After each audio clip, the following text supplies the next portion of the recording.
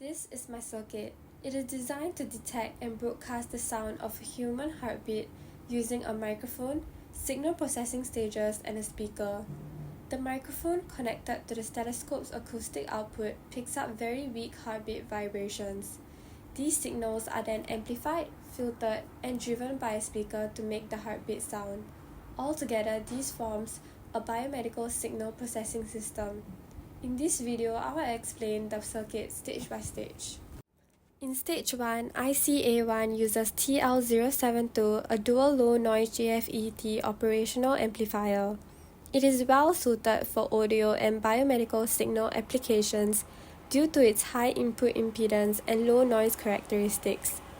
It supplies a voltage gain which is generally somewhere between 10 mV to 1 volt. It is a fixed gain, closed-loop non-inverting amplifier. The capacitor C1 blocks the DC bias voltage from the input. The two 10K resistors form a voltage divider that provides a bias voltage of 4.5 volts, working as a single supply mode. The resistor R2, R3 and capacitor C2, C3 form the bandpass filter allowing frequencies between roughly 16 Hz and 1000 Hz to pass through. This range captures the primary frequency components of a heartbeat while filtering out unwanted low and high frequency noise. The gain of this stage is calculated using formula 1 plus R3 divided by R2. With the given resistor values, the gain is 23. Finally, the amplified and filtered signal passes through another capacitor C4, which blocks DC bias voltage and allows the AC signal to go through to the next stage. Based on the table for the amplifier in stage 1, we can observe that as the frequency increases, the gain also increases, reaching a maximum of 22.4 as calculated. This peak gain occurs at 100 Hz. Frequencies higher than 100 Hz cause the gain to decrease. Gain at 22.4 is equivalent to around 27 decibels. Looking at the frequency response curve, the -3 decibel point will be at 24 decibel. We will get around 18 Hz for lower cutoff frequency, while upper cutoff frequency is approximately 1200 Hz. Therefore, the bandwidth will be 1200 minus 18, giving us 1182 Hz. To set up stage 1, the DC power supply is first set to 9 volts and connected to the circuit at VCC and ground. Next, a sine wave input signal from function generator is applied between capacitor C1 and ground. Channel 1 of the oscilloscope is used to measure the input voltage at C1, which could match the function generator's output. Channel 2 of the oscilloscope is used to measure the output voltage at C4. First, the function generator is set to 200 Hz at 200 mV peak to peak, and the output voltage is observed to be at 4.56 volts, which is near the maximum gain point of the circuit. Next, when the input frequency is lowered to 10 Hz at the same 200 mV peak to peak, the output voltage drops to 2.32 volts due to the low frequency roll-off of the bandpass filter. Lastly, at 1 kHz at 200 mV peak to peak, the output voltage is measured at 3.36 volts, indicating the beginning of the high frequency roll-off. This means the circuit is starting to attenuate signals as the frequency approaches the upper cutoff limit of the bandpass filter. In stage 2 for ICA2, it uses the same IC TL072 as stage 1. The stage is configured as a negative feedback amplifier. Negative feedback occurs when a portion of the output is fed back to the inverting input and it is 180 out of phase with the input signal. The trimmer controls the feedback signal, allowing the adjustment of the amplifier's gain. This prevents the amplifier from saturating and keeps the output within the operating range of the op-amp. Resistor R9 and R10 form a voltage divider to provide the op-amp to work in a single supply mode, but also acts as a level shifter so that the output will not be clipped. To set up stage 2, channel 1 of the oscilloscope is connected to TP2, which is the input of stage 2, and channel 2 is connected to TP3, the output. The function generator and power supply connections remain unchanged from stage 1. At the initial trimmer setting, the output voltage is observed to be 7.80 volts. As the trimmer P1 is adjusted, it changes the feedback resistance, which affects the amplifier's gain. Increasing the gain causes the output waveform to become larger. If the gain is set too high, the amplifier will saturate, causing the output waveform to clip, resulting in distorted signal. In stage 3, capacitor C5 will block out DC from the previous stage and allow AC to pass through. A voltage divider consisting of resistors R11 and R12, which are both 10k ohms, each act as a single supply mode for the second IC TL072. It also acts as a level shifter to make sure no output is clipped. IC2A is patched as a second-order active low-pass Butterworth filter. Capacitor C7 will provide feedback for shaping the response near the edge of the passband. It allows low frequency to pass through while filtering out the high frequency.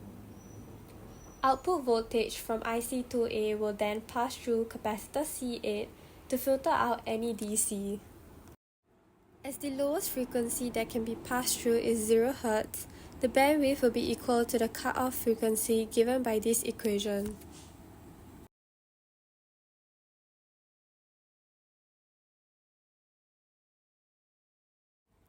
Based on this table, we can conclude that when the frequency is below 100 Hz, the filter is at unity gain, meaning that the output signal closely follows the input without amplification or attenuation.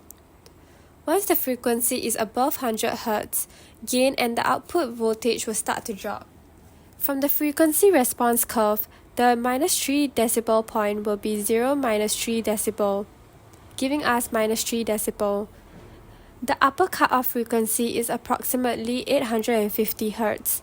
Hence, the bandwidth will equal to 850 minus 0, giving us 850 Hz, which aligns closely to the cutoff frequency that we have calculated earlier using the formula.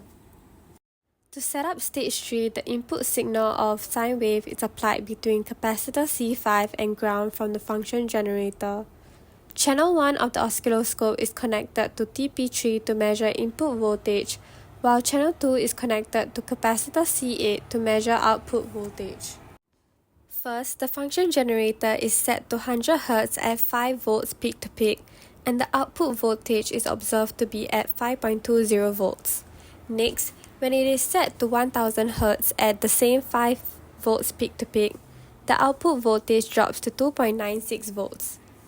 Lastly, at 4000 Hz at 5 volts peak to peak, the output voltage drops significantly to 480 millivolts. This shows significant attenuation consistent with the filter's roll-off characteristics beyond 850 Hz. This demonstrates Butterworth low-pass filter, which allows frequencies below 850 Hz to pass while attenuating higher frequencies. In the final stage, IC-LM386N-1 is being used. It is an audio amplifier that drives a speaker. Capacitor C13 will then block out DC and allow AC to pass through. The input will first go through trimmer P2, where pin E has full amplitude, while pin A and S are grounded, so they have zero amplitude of the input waveform. Higher amplitude results in a higher volume. On the other hand, if the amplitude of the input signal is low, less signal reaches the amplifier. This causes the output amplitude to decrease, resulting in a much lower volume. Hence, adjusting the trimmer lets you control the input amplitude to the LM386N. To set up stage 4, a sine wave input signal from function generator is applied between capacitor C1 and ground. Channel 1 of the oscilloscope is used to measure the input voltage at C8. Channel 2 of the oscilloscope is used to observe the output voltage at C13. With the function generator set to 200 Hz at 200 mV peak to peak, the output voltage is observed to be around 7.76 volts. By adjusting the trimmer P2, we can control the output at TP5 which in turn affects the output amplitude. The goal is to increase the signal without clipping, ensuring the output remains a clean sine wave at its maximum amplitude. In conclusion, this heartbeat detection circuit effectively amplifies and processes weak acoustic signals picked up by a stethoscope microphone, allowing them to be clearly heard through a speaker. Each stage plays a critical role. Stage 1 amplifies and bandpass filters the raw signal to isolate heartbeat frequencies. Stage 2 further amplifies the signal with adjustable gain while preventing distortion. Stage 3 applies a Butterworth low-pass filter to eliminate high-frequency noise. And Stage 4 uses an LM386N audio amplifier to drive a speaker, converting the processed electrical signal into audible sound. Overall, the system performs well across all stages, demonstrating appropriate gain, frequency response, and signal integrity.